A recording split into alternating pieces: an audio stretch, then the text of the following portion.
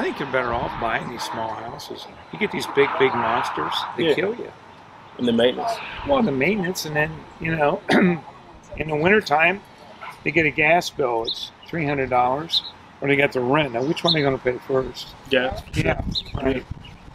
Yeah. Tell me more, man. No, tell me more about that landlord experience. I just think it's better to have small houses than big houses. And the thing about it is that it's funny you say that, because I thought I like Section 8, so I thought big houses, more people. But I'm realizing I got a tenant right now, and it's just, I got one tenant right now that's great. The other one is not that good. You know what I mean? Yeah, but that can be in anything, though. Yeah. You can always have, regardless of where you're at. I mean, you're going to have good tenants and bad tenants. Yeah. Yeah, you're right.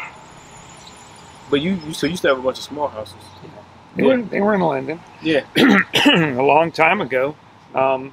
Just bought them, and we went in and rehabbed them and did all the maintenance on them. Yeah. So then you wouldn't have any calls on anything. People were there for a long time, and then we ended up selling a lot of them off on land contract. Really? Yeah, and then a couple of them, a couple of times the land contract, we just sold the notes after we had them for a while. Really? Yeah. Wow. Hey, Tom, you done it, man. Well, I've done some of it. Yeah, I didn't do it. Because everybody's in love with this whole note business right now. Yeah, but I think you can go buy notes from people, but you got to be careful. I'm not into that right now. I'm into houses, and to me, it's like this. Like, people telling me the same thing. Oh, put people on land contract with my house. I'm like, two things. I want to enjoy the depreciation off of properties and the appreciation of the property. Like, I understand. Like, I'm kind of looking at rental properties from a different perspective than I used to. I used to look at it from a cash flow and live off that type of thing. But I realized with maintenance stuff, rental properties is mainly, I feel like, good for is depreciation on your taxes. Right. So you don't get hammered in taxes so much as you make more income. Right. Right? And I feel like, yeah, buying 10 units, if they're paid off, you can definitely live off that cash flow. You can. Yeah. Because, I mean, after your maintenance and all that, or if you're in a higher end neighborhood and you got nice equity on it and you're making $1,000 of cash flow off those units, but off these type of houses, making $200-300 and having 10 of them and then having turnover and maintenance, I don't know if you can live off that. You can't. You can't do that. It's a slow dime. It really is. Yeah, you got to have 400 minimum a month. Yeah. Because there's those times now, and you got to figure you're not going to get 12 months out of a year rent. I always figured 11. Yeah. Is it December? Well, it's not that. You always got to figure you got 1 month. There's going to be a problem or whatever. Yeah. And it may take you 2 months to get it rent to find the right person. So let me ask you this: at this point in your career, it's mainly flipping. Also, right? Yeah, I want to get some properties, but I don't want any management.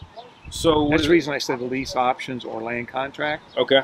Because if there's a problem, you can call me, but I don't take care of it. That's your problem. You're buying it. So would you buy in the same neighborhoods, or you buy in different neighborhoods now? Because you bought in this neighborhood before. I'd buy in some of these neighborhoods. Yeah. And I might have a different approach, but I'd like to buy better stuff because. The turnover in this quick. But see, I have a friend that's got about 10 nicer homes in different parts, like up in Powell and, up in those areas. And the turnover is just as fast there as they are anywhere else anymore because people are transient. Really? Because, I sold a lady in Korea a condo in Dublin, and when I sold it, it's probably worth like $160, and I sold it to her, I think, for like $120. I was like, man, I should have bought that. You know what I mean? Just from the standpoint that I was thinking you would have a tenant. It was a Dublin school or Wellington, one or the other. It's like, man, like I could have a tenant in this condo. I could put if you're allowed to, depending on what the bylaws say. You're right. You're totally right about that. But it's just because I was in this mindset of just buying cheaper houses. But I think over time my mindset's changing. You said, and even having a bunch of these houses, the maintenance and the different issues. The maintenance is just a hassle all the time. I think it's more or less even chasing down rent too. Like, I'm learning so much about the landlord game. Is that I remember this lady back in the day. She used to work. I can't remember her name, but I remember she used to say she had 11 units. And I said, you ever want more? She said, no. And I think she used to work for Mr. Minsky. And she said, like, once you got your good set of tenants and you got your path, you just set it right there. You know what I mean? And I actually understand that now.